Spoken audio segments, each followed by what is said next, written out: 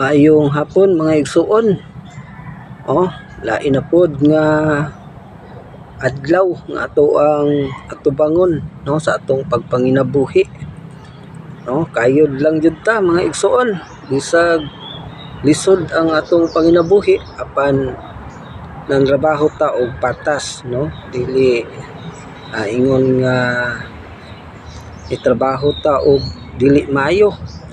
Maayo gihapon atong gihimo igsuon, dili lang ta makayatak o lain nga tao o katungod sa ubang tao, nga mayayatakan nato sa atong pagpanginabuhi. Ubanon jud nato kanunay ang presensya sa Dios. Manay importante diha presensya sa Dios nga magauban kanato kanunay sa atong inadlaw-adlaw nga panginabuhi, ato din ang pasalamatan. Ang uban mga igsuon naa sa posisyon, naa sa ilahang dako nga posisyon, pero wala nila gigamit og maayog igsuon, maayo nga serbisyo.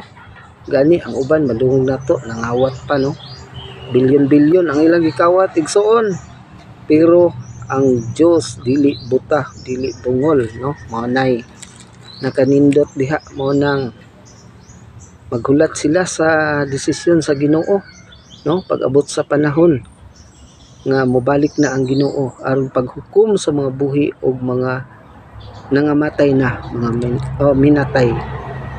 Moabot gid na siya kay nakasulat na ng tanan sa Biblia, ang pagbalik sa Ginoo sama sa usa ka kawatan, nga walay nasayod si bisan kinsa mga igsuon. O nang kita kanunay magbinantayon, magkinabuhi o walay giyatakan laing mga tao, wala tay napasakitan.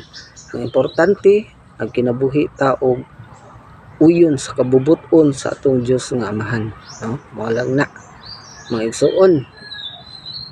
Uban maingon nga manimaw na, pero ayaw i-judge ang tao igsuon.